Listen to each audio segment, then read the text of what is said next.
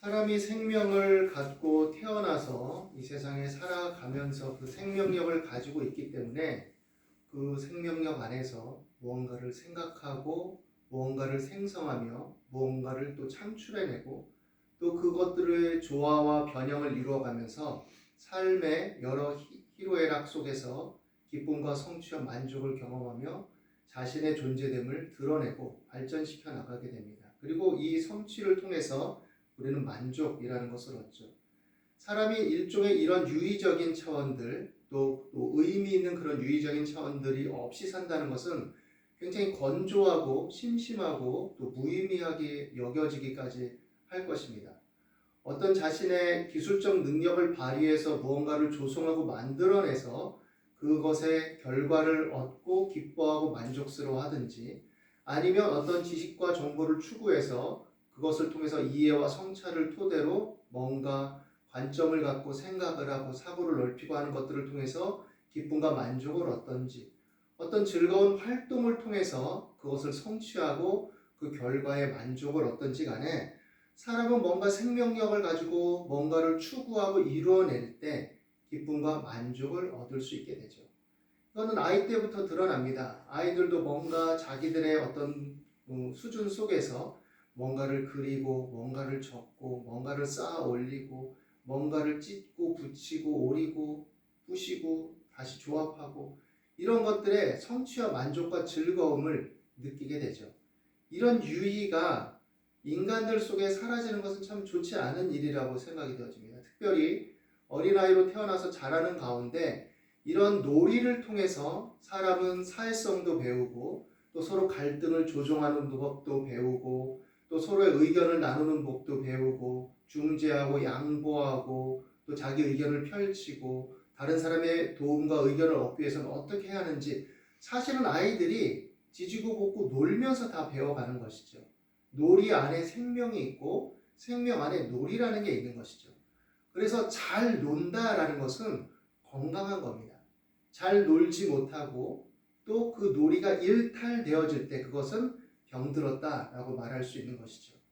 건강하게 잘 노는 것, 건강하게 잘 노는 아이, 건강하게 잘 놀면서 성장할 수 있는 사람이 굉장히 중요한 거죠.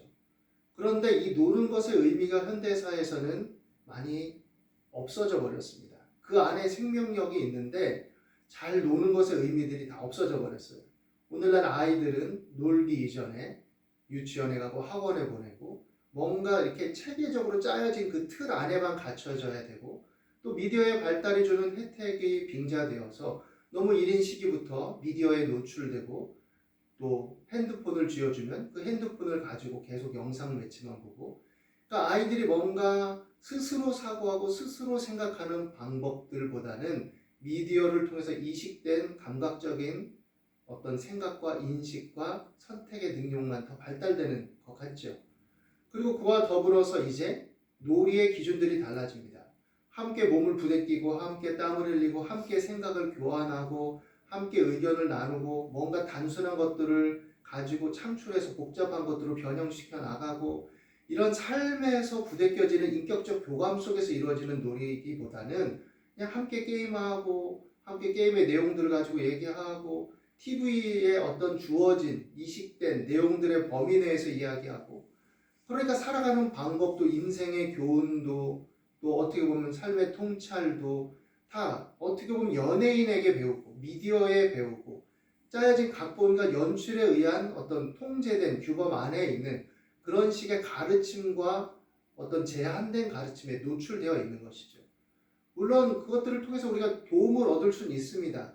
그렇지만 그걸로만 체득하고 그걸로만 나의 입력값을 갖게 되다 보니까 어떻게 보면 되게 한정적이죠. 한정적. 그러니까 단어 수는 많이 읊조릴 줄 모르지만 그 안에 창조적인 연관성이나 삶의 고민과 성찰이 담겨있는 내용들이 나오기가 어려워진 현실이다라고 말할 수 있는 것입니다. 놀이는 생명이고 잘 놀 수 있는 문화와 환경과 상황이 주어질 때 그 안에 우리에게 생명력이 사실은 주어질 수 있는 것이죠. 어떻게 보면 뜬금없이 앞서서 엠마오로 가는 두 제자와 예수님을 만난 이야기를 부활하신 주님에 대해서 이야기를 앞서서 이 얘기를 한 이유는 우리가 생명을 충만하게 누리는 것이 어떻게 보면 사망 권세 이기고 사신 예수님 안에서 잘 사는 비결이라는 것을 서두에 말씀드리기 위함입니다. 생명력을 누리고 그 안에 주신 생명의 기쁨을 감사하면서 삶의 창조적이고 생명성 있는 삶을 우리가 능동적으로 추구할 수 있는 것. 그렇지 않은 어떤 산업화된 자본주의화된 그런 것들이 다 필요 없다는 게 아니라 어쩔 수 없는 삶의 사람의 한계 구조 속에서는 이런 범주 내에서 우리가 살아가는 요소들이 필요할 수밖에 없는 부분도 있지만 그러나 그 속에서 우리가 무엇을 생각하고 어떻게 살아가야 될지 우리를 둘러싸고 있는 문화와 이 체계가 과연 무조건 다 좋기만 한 것인지는 생각해 봐야 되는 것이죠. 여하간 이 예수님의 죽음에 대한 사건과 더불어서 시작되는 이 이야기는 우리에게 많은 교훈을 줍니다. 예수님의 죽음은 많은 사람들에게 좌절을 안겨줬어요. 오늘 우리가 함께 읽은 본문 속에서 엠마오로 가던 두 제자 중에 하나가 얘기한 것처럼 예수님은 그들을 구원하실, 속량하실 그런 선지자로 여겨졌었죠. 그래서 자기들을 구원하시고 자기들이 어떻게 보면 로마의 압제에서 해방되고 지긋지긋한 이 삶의 구조에서 압박에서 해방되고 또 옛적 다윗 왕국과 같은 종교적으로 용성하고 또 문화적으로 또 경제적으로도 회복되는 그런 나라를 건설해서 행복하게 잘 살고 싶었던 것이죠. 그런데 그런 일이 좌절된 겁니다. 그냥 어떤 상황과 환경 속에 길이 막힌 것이 아니라 예수님이 십자가에 달려 죽으신 것이죠. 그러니까 죽음은 무엇과 연결되느냐? 그냥 절대적인 절망과 좌절과 연결될 수밖에 없는 것이죠. 이들의 이러한 이해와 해석은 타당합니다. 인간이라면 누구나 그런 해석과 이해를 가질 수가 있어요. 인간적인 확실성이죠. 죽음이라는 것은. 죽음이 눈앞에 보이고 죽음이 그 눈앞에 확실하게 벌어진 역사적 사건이었기 때문에 십자가에 달리신 예수님이 확실하게 채찍에 맞고 가시관을 쓰고 못 박히고 창에 찔려서 물과 피가 쏟아진 것은 확연한 사실이었기 때문에 그 죽음의 확실성 앞에 이러한 이해와 해석은 어떻게 보면 과학적으로, 객관적으로, 이성적으로, 합리적으로 타당한 겁니다. 지식과 관찰에 의한 명료한 해석이 될 수밖에 없는 것이죠. 그럼 이것은 무엇을 의미하느냐? 믿고 바라던 것이 완전히 사라졌다, 상실됐다, 끝났다라는 것과 관련된 거죠. 그래서 이들에게 다가온 것은 뭐냐? 슬픔과 절망인 겁니다. 우리의 유일한 구원의 희망으로 여겨졌던 그 선지자, 말과 일에 능한 선지자, 우리 이스라엘을 속량하실 것이라고 기대했던 그 선지자, 그분이 죽었다라는 거죠. 물론 일부 사람들이 천사들의 증언을 들었다 하고 무덤이 비었다 하는 얘기들을 들려주고 그러다 보니까 예수님이 살아나셨다, 부활하셨다라는 소문들이 들리지만 그러나 자신들의 이성과 합리성, 사고 속에서 그것은 가당치 않은 일이죠. 죽음이 누가 눈앞에 확연했고 이미 죽었고 돌무덤에 들어갔고 그랬는데 아마도 그것은 그들이 예수님이 살아나시기를 간절히 기대하던 여인들, 그 당시 여인들의 또 그 어떤 인정 범위는 오늘날의 수준보다 낮았으니까 여인들이 슬픔에 못 이겨서 뭔가 환영을 보았겠지라는 식으로 생각할 수 있었겠죠. 너무 간절한 영혼이 그런 상상을 만들었겠지라고 생각할 수 있었을 것입니다. 그래서 그들은 그냥 슬펐어요. 그런데 그들의 슬픔 앞에 부활하신 예수님이 그 가던 길에 개입하시고 동행하십니다. 그리고 그들에게 말을 하죠. 그들은 예수님이 오늘날 일어난 일을 알지 못한다고 생각했습니다. 예수님인 줄도 몰랐죠. 예루살렘에 거주하면서 나사렛 예수의 일을 알지 못하느냐. 그때 예수님이 이제 그들의 얘기를 들은 가운데 뭐라고 말씀하시느냐. 미련하고 선지자들이 말한 모든 것을 마음에 더디 믿는 자들이여. 그리스도가 이런 고난을 받고 자기의 영광에 들어가야 할 것이 아니냐 하시고 이에 모세와 모든 선지자의 글로 시작해서 모든 성경에 쓴 바 자기에 관한 것을 자세히 설명하시니라 라고 성경은 말합니다. 예수님이 그들을 구원하시고 속량하실 것이다. 메시아가 오시면 모세가 말한 그 선지자가 오시면 우리를 구원하실 것이다 라는 믿음은 가지고 있었어요. 옛적에 선지자들로 여러 부분과 여러 모양으로 말씀하신 것들이 그들의 영혼 속에 담겨 있었던 건 사실이지만 그들은 그들을 구속할 메시아 또 새롭게 건설될 새하늘과 새 땅에 대한 염원은 가지고 있었지만 그러나 예수님의 고난에 대한 이야기들은 빠뜨리고 있었던 거죠. 사실 선지서들에 글에 보면 예수님의 고난에 대한 이야기가 분명히 나와 있습니다. 그는 실로 우리의 질고를 지고 우리의 슬픔을 당하셨거늘 그가 찔림은 우리의 허물을 하며 그가 상함은 우리의 죄악을 인함이라. 그가 징계를 받음으로 우리가 나음을 누리고 그가 채찍에 맞음으로 우리가 나음을 입었도다. 나와 있는데 고난에 대한 것은 그들은 보지 않은 거죠. 그러니까 선지자들의 메시지는 고난과 부활의 영광 이것이 중첩되어 있으니까 그 중첩된 것 속에서 그 둘 다를 다 이해하고 받아들이고 생각하고 또 그 십자가의 사건이 있었을 때 숙고해야 되지만 인간적 한계인 거죠. 그들의 열망과 염원은 고난보다는 부활, 새 생명의 은혜, 부활이라기보다는 새로운 나라 건설, 이스라엘의 어떤 새로운 회복 그것에만 더 관심이 있었죠. 또 세상적인 가치관과 인식 속에서 옛적 다윗 왕국과 같은 그런 부강한 종교적, 경제적, 문화적 왕국을 창출하고 싶은 그런 영혼들이 더 투영되어 있다 보니까 결국은 그들이 온전하게 이해하지 못했던 것이죠. 그러다 보니 그들은 예수님의 죽음이 너무도 확실한 것이 되어버렸던 것이죠. 그 이면에 있는 글들, 의미들을 이해하지 못했습니다. 그래서 다가오신 예수님을 알아볼 수 없었던 것이고 또 예수님이 모세와 선지자별로 시작해서 자신에 대해서 다시 다 설명하시죠. 그리고 그 가운데 이제 그들과 함께 저물어 갈 때 유숙하시면서 음식을 잡수실 때 떡을 가지시고 축사하시고 떡을 떼어 그들을 주실 때 그들의 눈이 밝아지게 됩니다. 그 사건은 아마도 성만찬의 사건과 성찬의 사건과 연결될 수도 있고 또 오병이의 사건과 연결될 수도 있고 생명의 떡을 주시는 바로 그 예수님과 연결될 수 있죠. 예수님이 다른 말씀 속에서 내 살을 주고 내 살을 먹고 내 피를 마셔야 살아난다 했을 때 많은 사람들이 떠나갔죠. 그것은 무엇을 의미하느냐? 진짜 살을 주고 피를 준다는 것이 아니라 예수님의 십자가를 예표하는 사건이었던 것이죠. 이 상징적인 사건 속에 그들의 눈이 밝아지고 또 그들의 눈이 깨어져서 그인 줄 알아보았다라고 말합니다. 그리고 예수님은 그 순간 그들의 눈에서 사라지죠. 보이지 않게 되었다라고 말합니다. 그들이 이제 그리고 나서 서로 말합니다. 우리에게 말씀하시고 우리에게 성경을 풀어주실 때 우리 속에서 마음이 뜨겁지 아니하더냐, 불타지 아니하더냐라는 거죠. 원어적인 원래 의미로 보면 불타지 아니하더냐. 그러니까 예수님이 말씀하실 때 하나님의 성령 안에서 또 교감 안에서 그 안에 불타오름이 있었던 거죠. 그 은혜의 말씀, 그 생명의 말씀, 그 능력의 말씀을 통해서 깨닫고 와닿았는데 감각적으로는 알았지만 우리의 어떤 고정관념과 인식적 이해의 틀은 그것을 아직 받아들이지 못했던 것이죠. 그러나 이 사건을 통해서 그들은 예수님이심을 확연하게 알게 되고 바로 예수님이 부활하셨다라는 것을 인식하게 됩니다.